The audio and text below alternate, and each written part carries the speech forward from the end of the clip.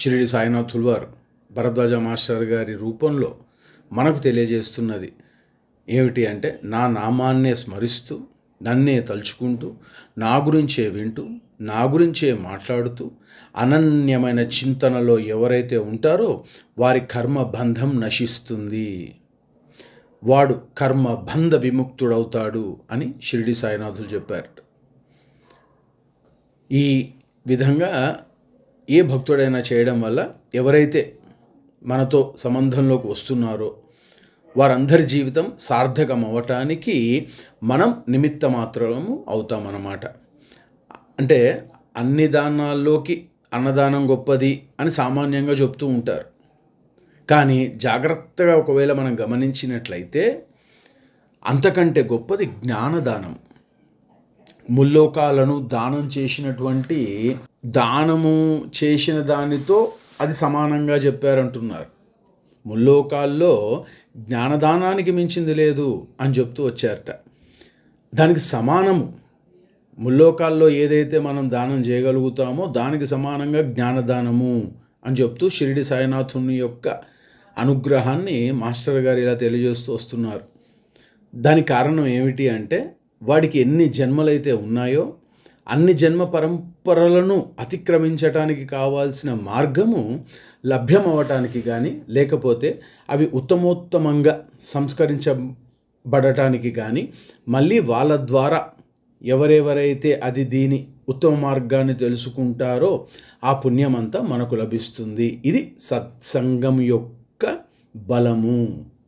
ఇక్కడ బాగా మనం గమనించవలసింది ఏంటి అంటే, ముల్లోకాల్లో అన్నిటికంటే గొప్పది అన్నదానము అన్నారు, కానీ దానికంటే గొప్పది జ్ఞానదానము.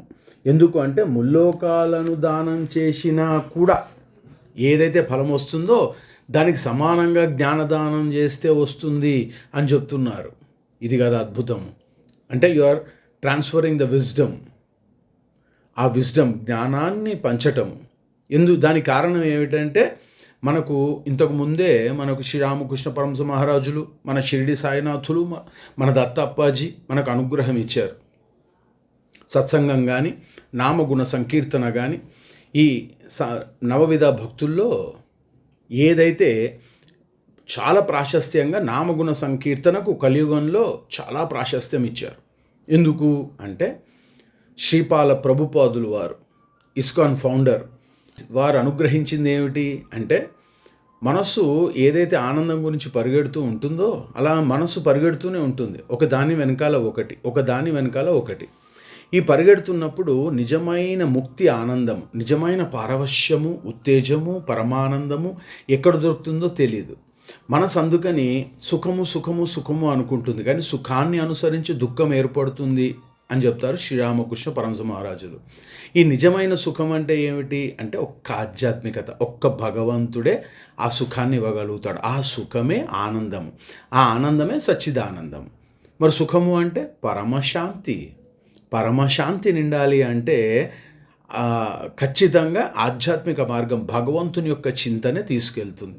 అందుకని మనకు సూచనాప్రాయంగా, అంటే మనస్సు లోలోతుల్లో దేనికి మనస్సు ఆనందపడుతుందో నామగుణ సంకీర్తన, భజన మనకు అది తెలియజేస్తూ ఉంటుందిట.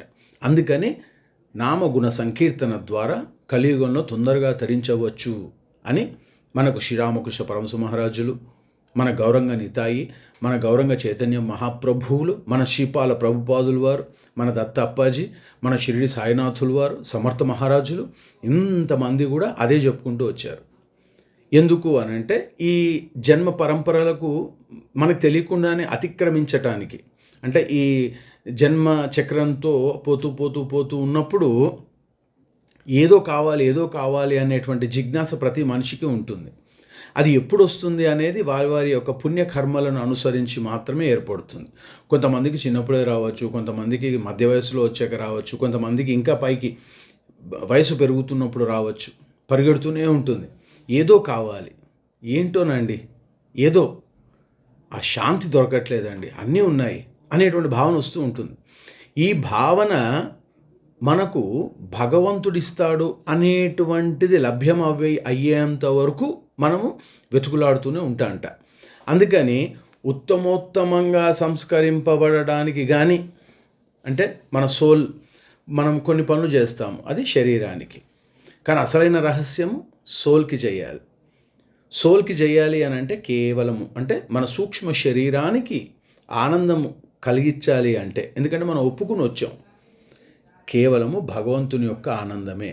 ఏ సాధనైనా పర్వాలా, ఏ క్రియ అయినా పర్వాలా, ఏ గురువు అయినా పర్వాలా, గురువులో భేదాలు ఉండకూడదు. శ్రీ భగవాన్ రమణ మహర్షులు అంటారు, నీకు ఎవరి మీద అయితే గురు కుదురుతుందో వారే గురువు అన్నారు. డెఫినిషన్ ఏమీ ఇవ్వాల, నీ ఆత్మే నీకు గురువు అవుతుంది అన్నారు. అంటే భౌతిక రూపంలో ఉన్నటువంటి గురువు ఆత్మ సాక్షాత్కారానికి మనకు సహాయపడి దోహదం చేస్తూ ఉత్తేజపరుస్తూ ముందుకు తీసుకెళ్తారు. కాబట్టి ఆ పైన పైన పైన పోతూ పోతూ ఉన్నప్పుడు మనకు ఆత్మే గురువు అవుతుంది. అది వేరే సత్సంగం. సరే, ఏదైతేనేమి ఇక్కడ మళ్ళీ వాళ్ళ ద్వారా ఎవరైతే అది విని ఉత్తమ మార్గాన్ని తెలుసుకుంటారో, ఇదంతా కూడా ఒక సాధన మార్గంలో పోతూ ఉన్నప్పుడు ఏ జ్ఞాన మార్గం లభ్యమవుతుంది అని మనకు ఒక ఏర్పాటు, ఒక లక్ష్యం ఏర్పడిందో, ఈ లక్ష్యానికి ఎవరైతే మనకు దోహదం చేస్తూ ఉన్నారో వీరందరికీ ఆ పుణ్యం లభిస్తుంది. అందుకే జ్ఞానదానము అని చెప్పుకుంటూ వస్తున్నారు. ఎందుకు అంటే మనము సత్సంగం జరుగుతోంది, ఒక మనం ఉదాహరణకు తీసుకుందాం, మన జయనామ గుణ సంకీర్తన ఉంది. మన జయనామ గుణ సంకీర్తనకు కొన్ని కట్టుబాట్లు ఉన్నాయి.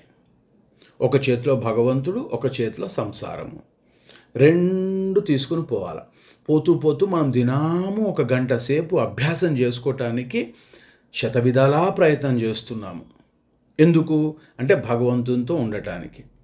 ఇలా భగవంతునితో ఉండటానికి, భగవంతుని తెలుసుకోవటానికి, భగవత్ మార్గంలో ముందుకు పోవటానికి మనస్సు ఆహ్లాదంగా, ఉత్తేజంగా, ఆనందంగా ఉండేది పరమశివుడితోటే, లేక పరమ గురువుతోటే, లేక అమ్మతోటే.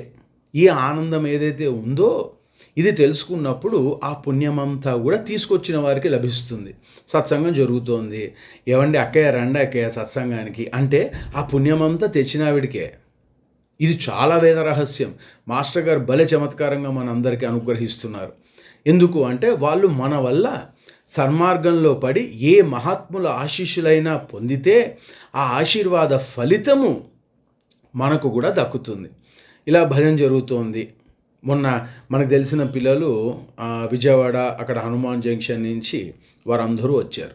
ఉదాహరణకు ఇలా వచ్చినప్పుడు ఏ మహాత్ముని యొక్క అనుగ్రహం, మరందరం కూర్చుని ఒక 4 గంటల సేపు నామగుణ సంకీర్తన చేస్తూ ఉన్నప్పుడు మహాసద్గురువులు మొత్తం సమస్త గురుమండలి కూర్చొని ఉందే, సత్యం కదా. ఆ మహాత్ముల యొక్క అనుగ్రహము నీవు తీసుకొచ్చినందుకు, నీవు కారణమైనందుకు ఆ పుణ్యం నీకు కూడా దక్కుతుంది. అందుకని సత్సంగానికి లేక భజనాది కార్యక్రమాలకి, మంచి లక్ష్యంతో పోతున్న సత్సంగానికి గురువు దగ్గరికి కానీ ఇలా మనం ఎప్పుడు ప్రాధేయపడుతూ మనం వారిని మార్గంలోకి తీసుకుని వస్తే వీరు సన్మార్గంలో పడి ఏ మహాత్ముని యొక్క ఆశీస్సులైతే పొందుతారో సమానంగా తీసుకొచ్చిన వారికి కూడా, ఆ ఇతరులకు కూడా వీరికి మహాత్ముల యొక్క ఆశీస్సులు లభిస్తాయి, లభిస్తూనే ఉంటాయి. సత్యము, సత్యవాక్కు ఇది. వారందరి అనుగ్రహము నిరంతరము లభ్యమవుతూనే ఉంటుంది, నిరంతరము లభ్యమవుతూనే ఉంటుంది. ఎంత అద్భుతం! అందుకే కదా మనకు స్వామి అనే మనము ఈ అభ్యాసం చేయగలుగుతున్నాము. ఇక దాంట్లో ఇక్కడ ఎలా అవుతుంది, ఎందుకంటే భగవంతుని యొక్క ధర్మశాసనము మూలమైనదని ఒకటి ఉన్నది. ఇలా ఎందుకు జరుగుతుంది అంటే ఈ సన్మార్గంలోకి వస్తూ ఉన్నప్పుడు ఏ మహాత్ముల యొక్క అనుగ్రహం వీరికి కలుగుతుందో తీసుకొచ్చిన వారికి కూడా సమానంగా ఆ ఆశీస్సులు లభిస్తూనే ఉంటాయి. లభించడం కాదు, లభిస్తూనే ఉంటాయి. ఎందుకు అంటే భగవంతుని యొక్క ధర్మశాసనము మూలమైనది ఒకటి ఉన్నది. భగవంతుని యొక్క ధర్మశాసనం, ఆ మూలం ఏమిటి? అదేమిటంటే నీకు ఇతరులు ఏమి చెయ్యాలనుకుంటావో అది ఇతరులకు నీవు చెయ్యి. నీకు ఇతరులు ఏమి చెయ్యకూడదు అని అనుకుంటావో నీవు ఇతరులకు దాన్ని చేయవద్దు, లేక దానిని చేయవద్దు. ఇది షిరిడి సాయినాథులు చెప్పిన అద్భుతమైన వేద రహస్యము. మరొక పారి భగవంతుని యొక్క ధర్మ శాసనానికి మూలం ఒకటి ఉంది. ఆ మూలం ఏమిటి అంటే, నీకు ఇతరులు ఏమి చేయాలనుకుంటావో అది ఇతరులకు నీవు చేయి. అంటే నీకు ఏం చేయాలనుకుంటూ ఉంటావు? నీకు ప్రేమగా ఉండాలనుకుంటావు, సేవ చేయాలనుకుంటావు, నిన్ను గౌరవించాలనుకుంటావు, నిన్ను ధిక్కరించొద్దు అనుకుంటావు. నువ్వు అంటే క్షమించండి, మీరు కాదు, అన్నయ్య. ఎందుకంటే ఎవరైతే మనము ఏమి చేయాలనుకుంటున్నామో ఇతరులు మనకి, మనం కూడా అదే చేయాలి. అలాగే నీకు ఇతరులు ఏమి చేయకూడదు అని అనుకుంటావో నీవు ఇతరులకు దానిని చేయవద్దు. నీవు ఇతరులు మనకి ఇది చేయవద్దు అనుకున్నప్పుడు అది మనం కూడా చేయవద్దు. ఇది ధర్మశాసనం యొక్క మూలం. ఉదాహరణకు, మనం భగవంతుని అనుగ్రహం పొందడం కోసము, సాధన చేసుకోవటం కోసము తపిస్తున్నప్పుడు మనకి ఇంకా సులభమైన మార్గం ఎలా దొరుకుతుంది? ఎలాగా ఇంకా భగవదానుగ్రహం ఎలా దొరుకుతుంది అని మనస్సు పరిపరి విధాలుగా పరిగెడుతూ ఉంటుంది సాధనలో ఉన్నవారికి. ఇలా ఎవరి అనుగ్రహంతో మనం ఇంకా ఒక మెట్టు పైకెక్కగలుగుతామా అనే ఆలోచన కూడా వస్తుంది. భగవంతుడు అన్నీ ఇచ్చాడు. మరి మనము ఇలా అతి సులభమైన సాధన చేసుకోవటానికి పరితపిస్తున్నప్పుడు ఎలా పోతే బాగుంటుంది, ఏం చేస్తే బాగుంటుంది, ఎలా దొరుకుతుంది, ఎవరి అనుగ్రహంతో మనం ఇంకా ఒక మెట్టు పైకెక్కగలుగుతాము అనేటువంటి భావనలు వస్తూ, ఎవరి ఆశీస్సులు మనకు లభ్యమవుతాయా ఇంకా ఒక మెట్టు పైకి పోవటానికి, లేకపోతే ఎవరైనా సూక్ష్మ మార్గం తెలుపుతారా ఈ భగవద్ మార్గానికి, సాధనలో ముందుకు పోవటానికి అని ఆరాటపడుతూ ఉంటాం మనం. ఎవరైనా భగవత్ మార్గంలో మనస్సు అలాగా ఆనందాన్ని తీసుకొచ్చే ఎవరైనా కనపడతారా? సన్మార్గంలో ఉండి నిష్కామ కర్మ చేస్తున్న గురువులు, సద్గురువులు ఎవరైనా ఉన్నారా అని ఆరాటపడుతూ ఉంటాం. ఇలా మనకు సరి అయిన ఆధ్యాత్మిక మార్గం ఎలా లభ్యమవుతుంది అనే ప్రశ్న కూడా వస్తూ ఉంటుంది. ఇలా తిరుగుతూ మనస్సు ఆ పరితపించే సమయంలో ఎవరైనా మనకు ఆ మార్గం చూపించగలవాడు కనిపిస్తే మనం ఎంతో సంతోషిస్తాం. అది అసలు రహస్యం. తెలియకుండానే మనస్సు ఉత్తేజం చెందుతుంది. అంటే మనం భగవంతుని చేరుకోవటానికి ఏ సాధన చేస్తే బాగుంటుంది, ఆధ్యాత్మికంగా ఇంకొక మెట్టు ఎక్కటానికి ఏదైతే బాగుంటుంది, మనము ఏ క్రియ ద్వారా మనం భగవత్ మార్గంలోకి పోవచ్చు, లేక మనది ఇప్పుడు ఒక చేతిలో భగవంతుడు, ఒక చేతిలో సంసారము. మనం సంసారం విడవడకుండా సంసార బాధ్యతలు అన్నీ చేసుకుంటూ భగవత్ మార్గంలో మెల్లిమెల్లిగా ప్రయాణం చేస్తుంటే, శ్రీరామకృష్ణ పరమహంస మహారాజులు చెప్పినట్టు మనం పోతూ ఉంటే మన యొక్క సాంసారిక బాధ్యతలన్నీ పరమేశ్వరుడు తీసుకుంటాడు. నీవు కేవలం అనన్య చింతనతోటి నీవు నన్నే ధ్యానం చేసుకో, నువ్వు నాకు సేవే చేసుకో అని అమ్మ చెప్పేస్తుంది. ఆ అమ్మ ఒక పారి పట్టుకుందంటే ఇంక అయిపోయినట్టే. ఈశ్వరుడు పట్టుకున్నాడంటే ఇంక అయిపోయినట్టే. సద్గురువు పట్టుకున్నాడంటే అయిపోయినట్టే. మన బాధ్యతలన్నీ ఆయనవే. ఇక్కడ ఏంటి, ఐశ్వర్యప్రదాయంగా ఉంటుంది. ఎవరికి అర్థం కాని గమ్మత్తు ఏంటంటే, ఐశ్వర్యం అంటే ఏమిటి అంటే డబ్బు, ఇది కాదు. ఏ జీవైనా కానీ రావటం, ఉండటం, వెళ్ళిపోవటం, ఇది కదా సత్యము. ఐశ్వర్యం అంటే ఏమిటి అంటే, ఏ సమయంలో ఖచ్చితంగా ఏ పని జరగాలో అలా జరుగుతూ నిత్యము భగవంతుని నామం చెప్పుకోవటానికి మనకు అనుగ్రహము దొరకటమే ఐశ్వర్యము. ఇదే పరమా శాంతి. ఇలా ఎవరైనా మనకు దొరుకుతారా, ఎవరైనా మనకు దారి చూపిస్తారా అని మనము ఆలోచన చేస్తూ ఉన్నప్పుడు, మనకు ఎవరైనా సరే ఈ మార్గం ఉంది అని చెప్పినప్పుడు ఎంతో సంతోషిస్తాం.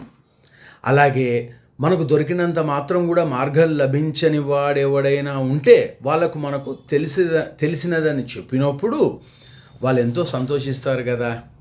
సరే, వారు వెతుకుతున్నారు మాటలు, అందుకే సత్సంగం చేయాలి అంటారు. షిరిడి సాయినాథులో మన దత్తప్పాజో అమ్మ గురించో, దుర్గమ్మ గురించో, రాముడు గురించో, పరంధాముడు కృష్ణ భగవానుడు గురించో మనము అనుభవాలు పంచుకుంటూ మనం మాట్లాడుతున్నప్పుడు సత్సంగము అంటారు. దుస్సంగం కాదు, సత్సంగము. సత్యంతో సంగమించటమే కదా సత్సంగము. ఏదైతే సత్యమో అదే భగవంతుడు. ఆ భగవంతుని గురించి మాట్లాడుతున్నప్పుడు, అయ్యో మీరు సాధనలో ఎలా పోవాలని అనుకుంటున్నారా, ఈ మార్గం చాలా బాగుందండి, మేము కూడా అక్కడికి వెళ్తున్నాము అనేటువంటి మాట చెప్పినప్పుడు ఆ పుణ్యం మహాత్ముల యొక్క ఆశీస్సులు లభిస్తాయి అని చెప్తూ వారు ఎంతో సంతోషిస్తారు కదా. అందుకని పై సూత్రాన్ని పాటించి ఆత్మీయులైన వారికి, మన పరిచయస్తులకు ఈ మార్గం తెలుపుతూ ఉంటే వాళ్ళు సన్మార్గానికి వచ్చి వాళ్లకు కూడా మహాత్ములు ఆశీస్సులు లభిస్తే మనకు కూడా మహాత్ముల యొక్క ఆశీస్సులు లభిస్తాయి. వాళ్ళు కూడా మనం చేసిన సహాయం వల్ల కృతజ్ఞత కలిగి, మన పట్ల ఆత్మీయతా భావం కలిగి, వారికి తెలిసిన సన్మార్గం మనకు చెబుదామనే ప్రీతి కలుగుతుంది. ఇలా మళ్ళీ మాకెంతో సంతోషమైంది, మీరు కూడా ఈ మార్గంలో ప్రయాణం చేయండి అని సన్మార్గము, సత్సాంగత్యము, దీని గురించి మహాగురువుల గురించి మనం నిన్న కూడా అప్ప మనకు అనుగ్రహం ఇచ్చారు. మొట్టమొదట ఆత్మీయత, తర్వాత భావన, తర్వాత ప్రీతి, ప్రీతమైనటువంటి ప్రేమ. అలా జరిగినప్పుడు ఆ సహాయం పట్ల ఈ ఆత్మీయత ఇంకా పెరుగుతుంది. ఆహా ఎంత సంతోషమైంది అని. ఇలా దీంట్లో ఇది భగవంతుడు నాకు ఇచ్చిన అనుగ్రహంలో ఒకటి అని అనుకోవాలి. ఇక్కడ మనం బాగా తెలుసుకోవాల్సింది ఏంటంటే, ఆధ్యాత్మిక మార్గంలో ముందు మనం జయించవలసింది ఈర్ష్య. ఈర్ష్య ఉన్న చోట ఈశ్వరుడు ఉండడు. ఆధ్యాత్మిక మార్గంలో ఈర్ష్య ఉండకూడదు. అది మనం మొట్టమొదట నేర్చుకోవాల్సింది. ఇప్పుడు అతను ఆమెను వాళ్ళు స్పూన్లో తెచ్చుకున్నారు, మనకు పోయింది ఏమిటి, వచ్చింది ఏమిటి, వాళ్ళ గురించి ఆలోచన చేస్తూ మనము ఎందుకు బాధపడాలి?